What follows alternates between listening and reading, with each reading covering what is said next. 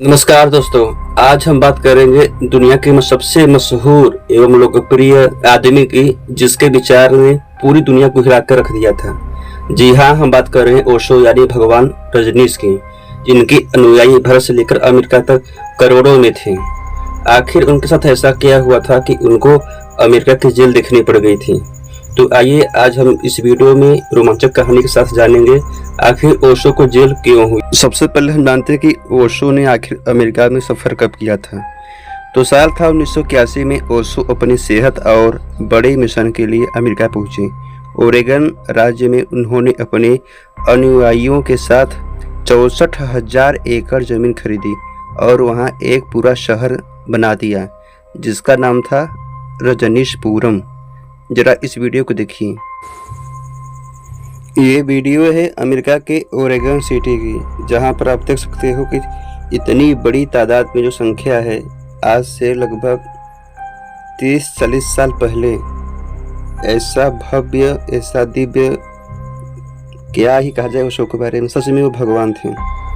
उस समय 93 इनके पास रोल्स रॉयल्स थी और किसी भी देश में इतनी बड़ी तादाद में जमीन संस्था आज किसी के बस की बात नहीं है। उस समय रजनीश के पास थी, तो क्या उनका भौकाल था और क्या ही भारत का भौकाल था। देखते देखते यह जगह एक आध्यात्मिक नगर बन गई, जहां हजारों विदेशी भक्त बनने लगे। अब जानते हैं कि विवादों की शुरुआत कब हुई थी। ओरेगन के लोकल लोग इस नए शहर से डरने लगे। स्थानीय सरकार और ओशो की संस्था में टकराव शुरू हुआ। अनुयायियों ने अमेरिकी नागरिकता पाने के लिए नकली शादियां करनी शुरू की। यहीं से इमिग्रेशन डिपार्टमेंट की नज़र उन पर पड़ी। अब जानते हैं कि बायो टेरर अटैक कब हुआ था। ओशो की सेक्रेटरी मां आनंदशीला और उनकी टीम सत्ता पाने के लिए हद से गुजर गई। 1984 में उन्होंने सलाद बार में साल्मोनेला बैक्टीरिया मिलाकर 750 से ज़्यादा लोगों को बीमार कर दिया। हालांकि ओशो का सीधा हाथ साबित नहीं हुआ, लेकिन इससे उनकी संस्था की छवि जो है वो गिर गई। अब जानते हैं गिरफ्तारी कब हुई थी। गिरफ्तारी 1985 में हालात बिगड़ने लगे तो ओशो ने अमेरिका छोड़ने की कोशिश की, लेकिन नॉर्थ कैरोलिना एयरपोर्ट से उन्हें गिरफ्तार कर लिया गया। उन पर 35 से ज़्यादा केस दर्ज हुए। I had only this much idea that they want me to be in a safe place and ready to come back at the moment when the court wants me. Why leave his commune? So many threats to kill me were coming in every day, and so many people were found roaming around the mountains. So they thought it is better to take me someplace for 3-4 days. I am a fighter, and when there is fight, I am the last to fly from it. I am going to fight for American Constitution against American politicians. I cannot go to jail because I have not done anything. And if I go to jail, then America becomes Soviet Union. Then it is no more a democracy. Then America goes down the drain. This is not normally the way we see you dressed. Is it awkward or embarrassing for you? It is absolutely awkward and embarrassing because I am absolutely innocent. I have not done any crime.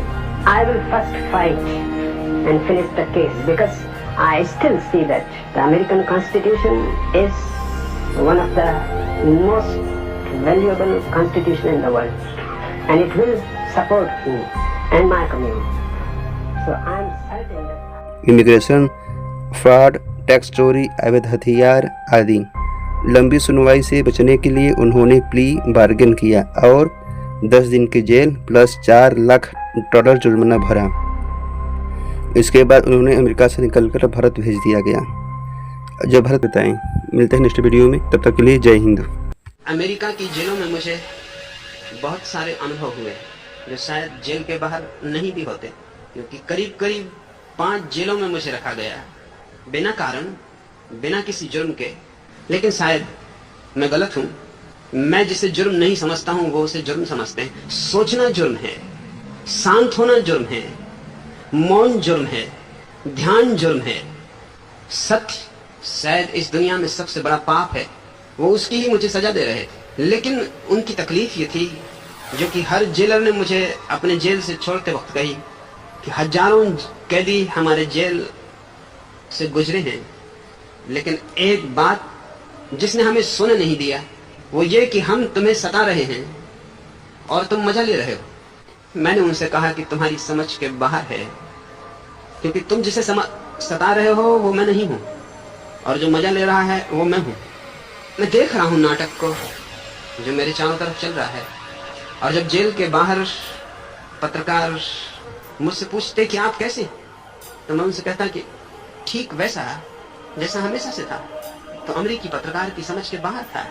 वो कहता कि jail में और jail के बाहर आपको कोई फर्क समझ में नहीं आता। मैं उनसे कहता जेल में और जेल के बाहर तो बहुत फर्क है, मगर तुमने कुछ और पूछा, तुमने मेरे बाबत पूछा था, जेल के बाबत नहीं पूछा था। जेल के भीतर और जेल के बाहर मैं वही हूं।